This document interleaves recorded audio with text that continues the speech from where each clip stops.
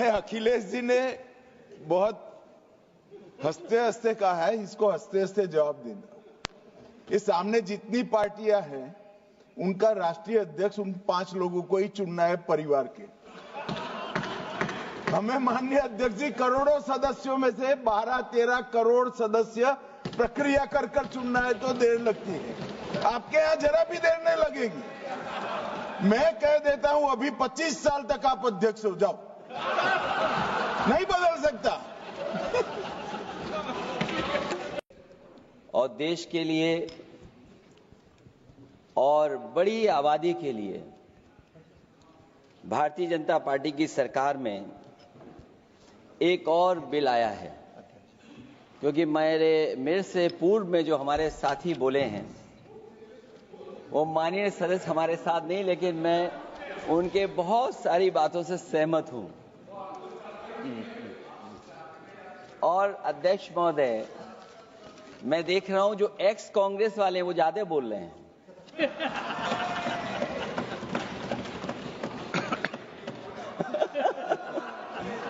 आदरणीय अध्यक्ष महोदय,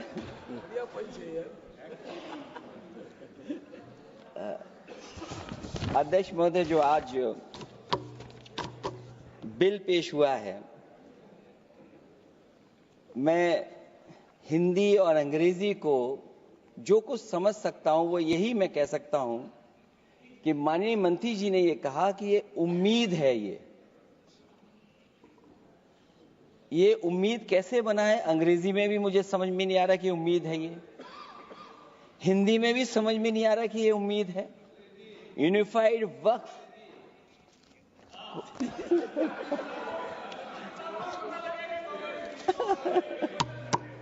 अध्यक्ष महोदय, यूनिफाइड वक्फ मैनेजमेंट, अध्यक्ष महोदय, ये अध्यक्ष महोदय, मैं समझ सकता हूं कि मैं वो बात छेड़ना नहीं चाहता था, लेकिन क्या करूं, मजबूरी है अब। अध्यक्ष महोदय, अभी माननीय सदस्य लोग ये कह रहे हैं कि हमारे सदस्य नहीं है यहां पर जो हमारे साथी हैं, लेकिन अध्यक्ष महोदय मैं ये कहना चाहता हूं, अध्यक्ष महोदय मैं ये कहना चाहता हूं, ये जो बिल लाया जा रहा है, भारतीय जनता पार्टी में एक मुकाबला चल रहा है। भारतीय जनता पार्टी के अंदर मुकाबला चल रहा है कि खराब हिंदू कौन बड़ा है। और ये बात अध्यक्ष महोदय मैं ऐसे ही नहीं कह रहा हूं। जो पार्टी ये कहती हो कि दुनिया की सबसे बड़ी पार्टी है, अध्यक्ष महोदय वो अपना राष्ट्रीय अध्यक्ष नहीं चुन पाए अभी तक। अध्यक्ष महोदय, भारतीय जनता पार्टी क्या है?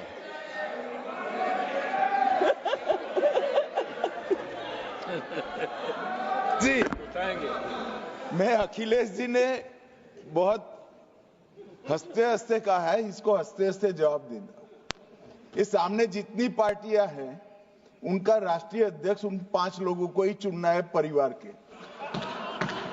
हमें माननीय अध्यक्ष जी करोड़ों सदस्यों में से 12-13 करोड़ सदस्य प्रक्रिया कर कर चुनना है तो देर लगती है, आपके यहां जरा भी देर नहीं लगेगी। मैं कह देता हूं अभी 25 साल तक आप अध्यक्ष हो जाओ, नहीं बदल सकता। अध्यक्ष महोदय, क्योंकि जो बात निकल के आई है वो मैं फिर आगे बढ़ा दूं। अध्यक्ष महोदय, जो बात सोशल मीडिया या और जगह गुपचुप हो रही है, कहीं ऐसा तो नहीं था कि अभी कुछ दिन पहले यात्रा जो हुई है वो कहीं 75 वर्ष की एक्सटेंशन वाली यात्रा तो नहीं थी। अध्यक्ष महोदय, ये जो इस बार जो वक्फ बिल आया है, नाकामी का पर्दा इस बार है वक्फ बिल। और नाकामी कोई एक आध नहीं है, मैं कई नाकामियां बता सकता हूं।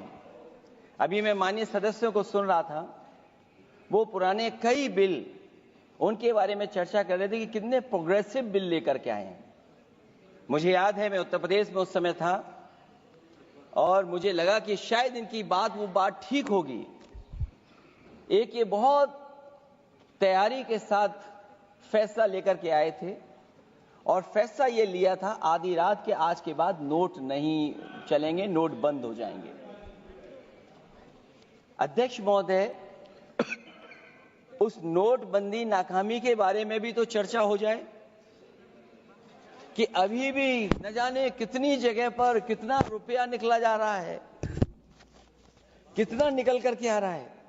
केवल नाकामी नोटबंदी की नहीं, नाकामी बेरोजगारी की भी है, नाकामी महंगाई की भी है, नाकामी किसान की आय दोगुनी नहीं कर पाए वो भी इनकी नाकामी है।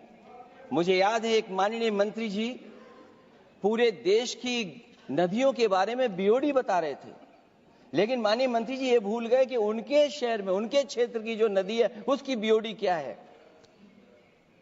गंगा क्या साफ हो गई, यमुना क्या साफ हो गई, स्मार्ट सिटी क्या बन गई, क्या गोद लिए हुए गांव इन्होंने गोद से उतार दिए, उनकी क्या दुर्दशा है। इसलिए मैं कहना चाहता हूं, ये नाकामी का पर्दा इस बार वक्फ बिल बना है और सबसे बड़ी बात तो यह है कि जिसके लिए फैसला होना है उसकी बात को अहमियत न देना भी नाइंसाफी है। अध्यक्ष महोदय, नाकामी केवल यहां तक नहीं है और भारतीय जनता पार्टी क्या है, मैं केवल एक पुरानी घटना याद करता हूं। एक बार फैजाबाद अयोध्या में एक कार्यक्रम था, उसमें बड़ी तैयारी की गई थी और तैयारी के साथ कलाकार मुंबई से बुलाए गए थे। हो सकता है वो सहमति दिल्ली से ना रही हो, केवल लखनऊ की सहमति से हो रहा हो कार्यक्रम। और जब कार्यक्रम की पूरी तैयारी हो गई, भगवान श्री राम बनकर के कोई आ गया, लक्ष्मण बनकर के कोई आ गया, मां सीता भी बनकर के कोई आ गया और भगवान हनुमान भी बनकर के कोई आ गया।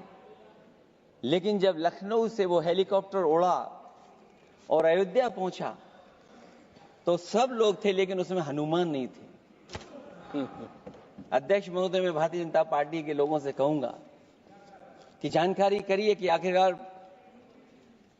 भगवान श्री राम थे, लक्ष्मण थे, सीता थी, लेकिन हनुमान क्यों नहीं थे?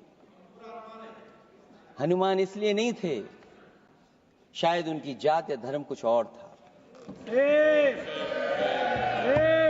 अध्यक्ष महोदय, ये देश मिली जुली संस्कृति से चला है, कुछ हमने सीखा, कुछ उन्होंने सिखाया। और जो लोग ये कहते हैं कि हम सबको बराबरी का हक देते हैं, अभी कुछ दिन पहले ईद निकली है अध्यक्ष महोदय, वो परंपरा रही है, न केवल मैं जाता हूं बल्कि कोई दल का नेता ऐसा नहीं न जाता हो उस कार्यक्रम में शामिल होने।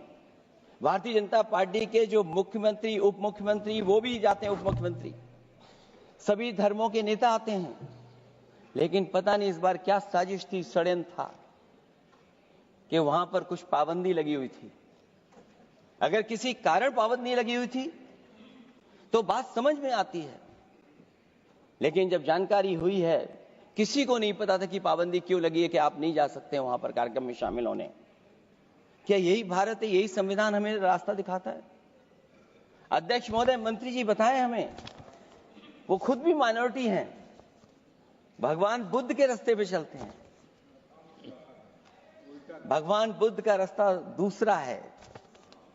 हम आपको अपना मानते हैं तब भी जब आप हमारे बहुत सारे ग्रंथों को नहीं मानते, तब भी हम आपको अपना मानते हैं।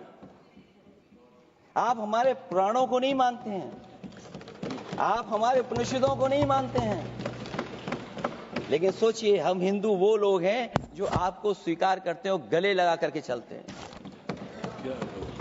अब मैं दूसरे धर्म पे नहीं जाऊंगा, कोई नाराज हो सकता है। मैं दूसरे धर्म के बारे में नहीं जा सकता, मैं केवल यही बताता हूं। और मैं उत्तर प्रदेश में अध्यक्ष जी जहां से आता हूं, मैं अपमान नहीं कर रहा हूं, मैं सच बोल रहा हूं।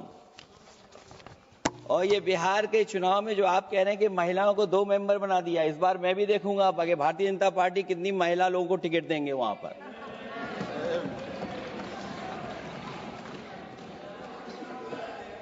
अध्यक्ष महोदय, भाजपा जब भी कोई नया बिल लाती है तो वो अपनी नाकामी छुपाती है। भाजपा वाले मुसलमान भाइयों की वक्फ की जमीन चिन्हित करने की बात कर रहे हैं, जिससे महाकुंभ में जो हिंदू मारे गए हैं या खो गए हैं उनको चिन्हित करने की बात पर पर्दा पड़ जाए। अध्यक्ष महोदय, मुझे खुशी इस बात की कि हमारा धर्म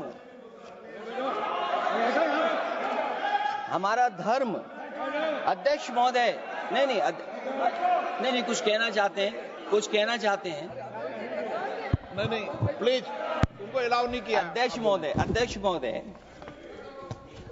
कुंभ में आस्था सबकी है, कोई ऐसा नहीं जिसकी आस्था ना हो।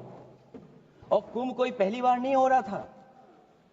ये भारतीय जनता पार्टी के लोगों ने ऐसा प्रचार किया कि 144 वर्षों के बाद पहली बार महाकुंभ होने जा रहा है